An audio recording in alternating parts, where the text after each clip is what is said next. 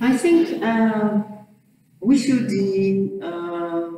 maybe talk about internal audit and external audit, because normally I do ask such questions on an exam, so you should always be aware. I know I just introduce it to you, but you can find more time and read more about them too, because it's part of the course outline that we should also know them. Maybe I should take you back a bit. How? By reminding you the types of audit that we have. We talked about this, that there are two types of audit, which is internal and external audit. And when we are talking about internal audit, we are talking about us as being performance auditors. I mean, as performance auditors, we are part of the internal audit. And external audit, we are talking about those that are outside the organization. So this is just taking you behind a bit. So according to what the book is stating, it's saying internal audit is just there to help management. It's there to help management.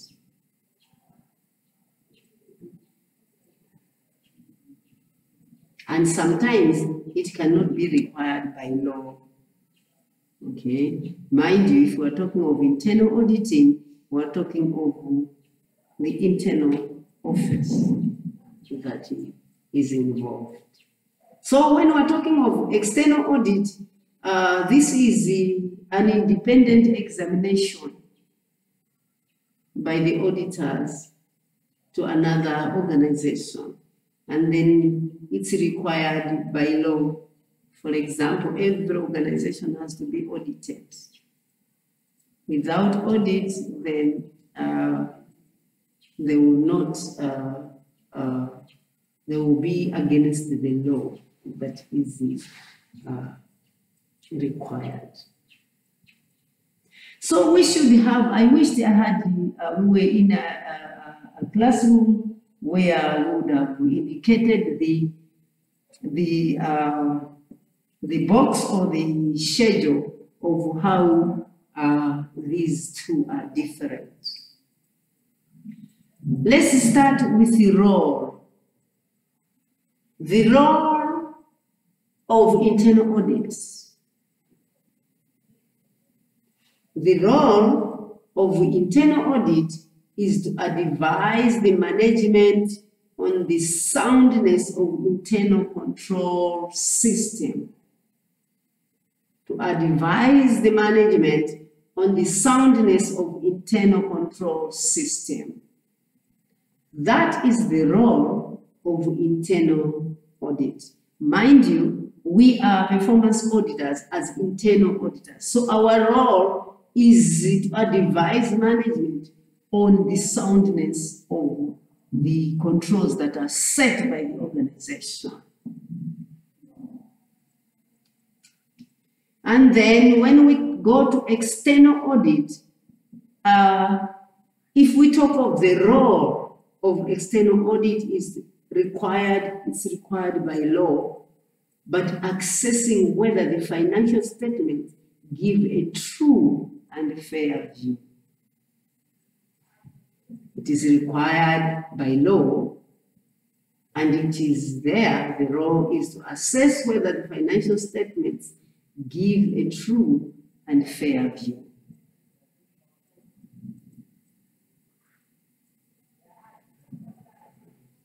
What are the legal basis for the two, internal and external audit? What are their legal basis?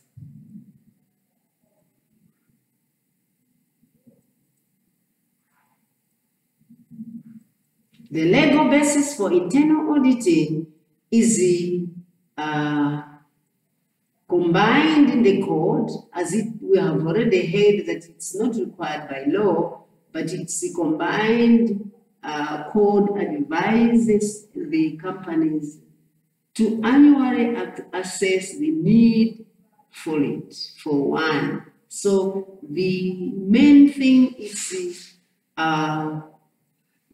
advising, that's the basis where it bases, advises the company to annually access the required things for audit. So this is the legal basis for internal audit, just to advise the company on certain matters in connection of the following of the internal controls. That's where they base on. While external audit, it's required by law for a large company, for example, limited company and many public bodies, this is required. So it's a legal basis, the based on the law. Scope of work for internal auditors, it's determined by management that covers all areas of the organization. So it's determined by management when we're talking about the work scope of work for internal auditors. While external auditors, it's decided by the auditor to fulfill his statutory duty, his responsibility as the auditor. On the scope for external audit, yeah. For the scope, work for external audit is decided by the auditor to fulfill his statutory duty. His duty as the law accepts him to do the work. That's what it means. That's the scope of work.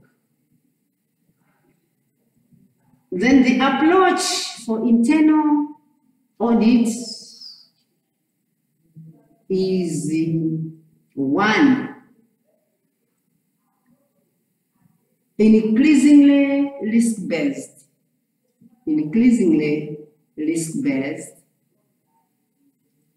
And then two, assess risk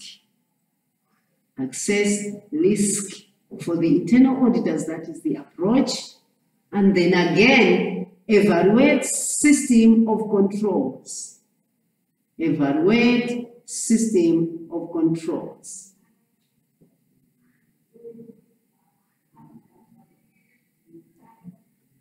Then the other thing is make recommendations for improvement. Mind you, if we're talking of internal auditors, you are supposed to tell them where they're not doing good for them to improve and do well for the improvement of the organization. That is internal audit. And then the approach for external audit, that is increasingly risk-based,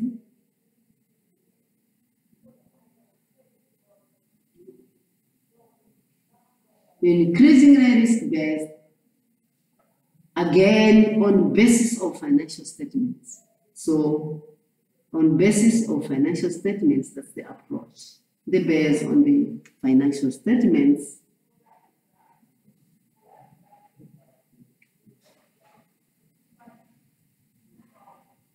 So if you say the differences between external and internal audit, or if that question comes on an exam, it means you're supposed to differentiate between them. Responsibilities. In the internal audit, it advises on improving system of internal controls and the corporate governance. Advises management on improving systems of internal controls and the corporate governance.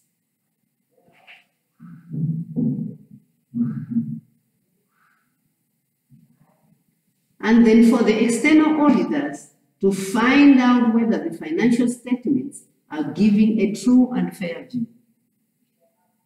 That's the responsibility of external auditors, that they're supposed to find out whether financial statements are giving a true and fair view.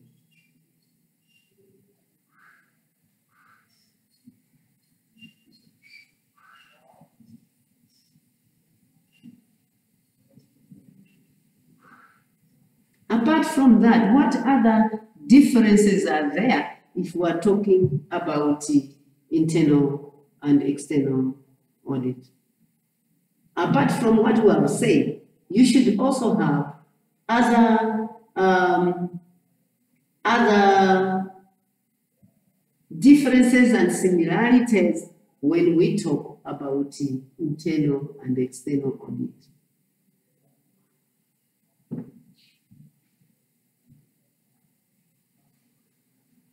What other you think can be the differences?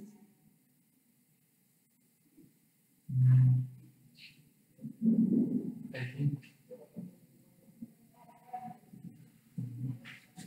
in internal audit, the auditors are employed by the good company. Yes. In external audit, the auditors are just hired. Yes. Good. So those are some of the differences. As he's saying here in class, he's saying that internal auditors are employed by the organization where they're working, while the external auditors are not in the organization, but they are sourced from outside, or they are professionals that we can hire from their office or from an organization to our organization. So that's just an extension on what we have already said in connection of, let's say, differences between internal and external audit. Why should we talk about them? It's part of the course outline, and not only that, it is a requirement that we as performance auditors have to know about these two. So when we come to the meanings of them, we can say internal audit has been defined as an independent appraisal. It's an independent appraisal activity within the organization for the review of operations as a service to the management. So this is the description of, let's say, internal audit. It's defined as an independent appraisal activity within an organization for the review of operations as a service to management.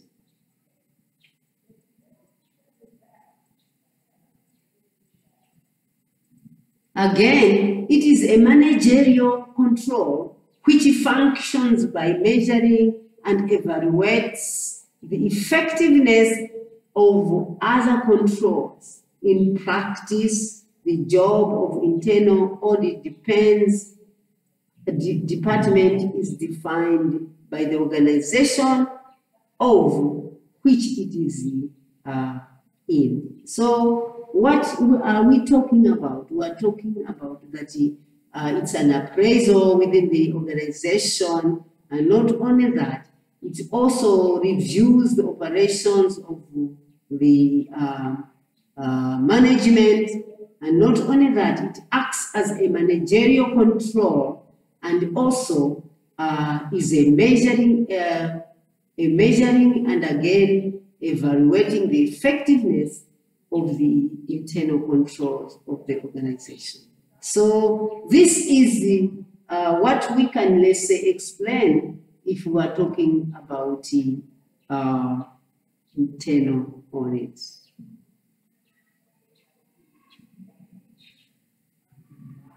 So internal audit reports are important because they provide documentary evidence of the work performed, the conclusions reached, and the recommendations made. How? If we talk of internal audit, these are very important reports that if we talk of these external auditors, they start from where the internal auditors had left. So that's why they're taking these reports being very important as the evidence for the other people that are going to come and audit us externally. So this is very important in our subject. And us as internal auditors, we should also know that this is very important. The quality and presentation of such reports make a substantial difference to the value added by the internal audit and those performing similar functions. So mind you, if we are talking of internal auditing, they are a value addition. They add value to the organization. How? By seeing, are they following what is supposed to be done according to the regulations or according to the internal controls. So internal audit reports are different to statutory auditors' report produced by external auditors because statutory reports are governed by registration and audit standards. What are they saying? They are telling us that these other people that are external auditors are basing on the law statutory reports. So if they are basing on the law, they are governed by the regulation in the law or in the constitution, and also basing on the audit standards. So statutory auditors' reports are highly codified and usually fairly brief by comparison with the internal audit report, and they are often available for public inspection. So what are we saying? We're saying that the external auditors' reports are very important and that they are codified. And not only that, they are fairly brief compared with the internal audit reports. And what are they again saying? They are often available for public inspections, while the internal audit reports are not for that, but they are documentary evidence for these other people to come and audit.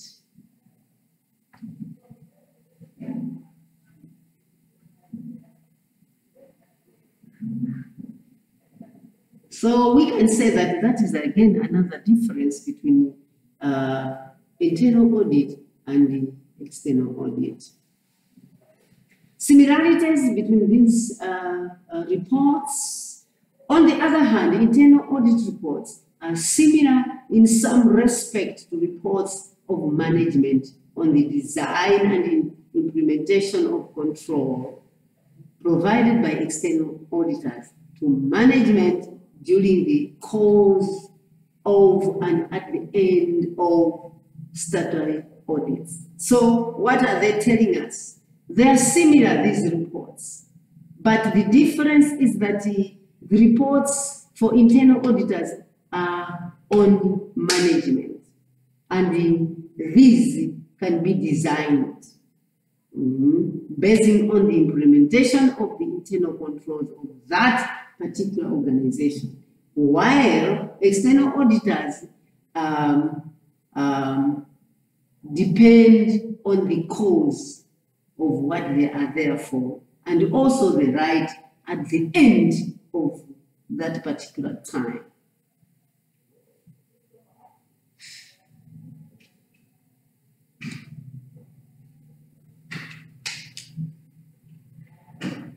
Another similarity, we can say the method of production of such reports is similar, as both internal and external auditors draft these sort of reports on the basis of the findings of their work. And there will usually be a split between significant and insignificant matters, and a summary or overall evaluation of the more important matters. What are they telling us? They are telling us that these are also similar in that all of them, they base on their findings of what they have found out when they are doing the process of auditing. So that is a similarity. Another similarity is that the draft report will often be discussed with management to confirm the findings and to establish management's likely response. Responses are often incorporated in the report. Reports will often be redrafted several times, particularly in large organizations, often which the report will be issued. If management has not commended at an earlier stage, a formal response may be expected later. It is normal to follow up recommendations or agree action points in order to establish how the issues have been dealt with. What are they telling us? These are similarities of the audit reports for both internal and external auditors, that they are all discussed with management to confirm the outcome of their findings so that they can establish the response from management. And again, they can also follow up in connection of what they have recommended. For example, they have found out that us as cashiers, we don't deposit our monies within 3 days. We deposit maybe later and they tell you that please change. They're supposed to follow up. Is he or she following up what we had recommended him to do? So those are some of the things that they are talking about. Another similarity is external audit report to management deal in substance with inter alia issues relating to the design and implementation of internal controls that have come to the audit attention during the course of the statutory cooperation audit. And then they generally deal with weaknesses in the system. All of them deal with these weaknesses of the system. That's when they those are the concerns of both internal auditors. The potential consequences and they provide recommendations to management. Whilst internal audit report may appear to be similar, they are different, of course, in substance, but they do the same things when we are talking about weaknesses of the systems.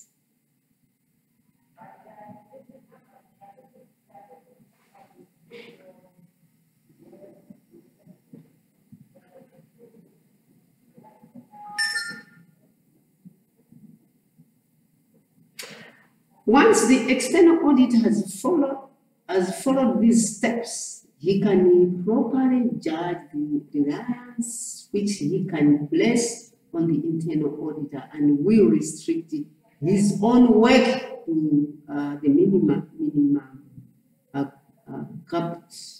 compatible with his being able to give an audit opinion.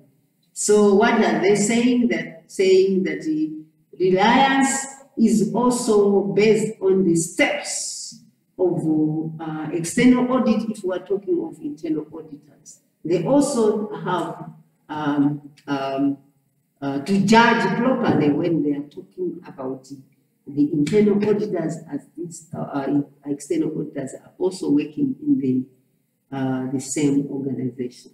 If he is not satisfied with any aspect of internal audit function, he should make representation to senior management to remedy the situation. What are they saying? If the internal auditors have not done well, then the external auditors have to correct them also that what they are saying is not fine. So we know already that the auditors have got professional independence. That's a concept fundamental to the accountancy profession.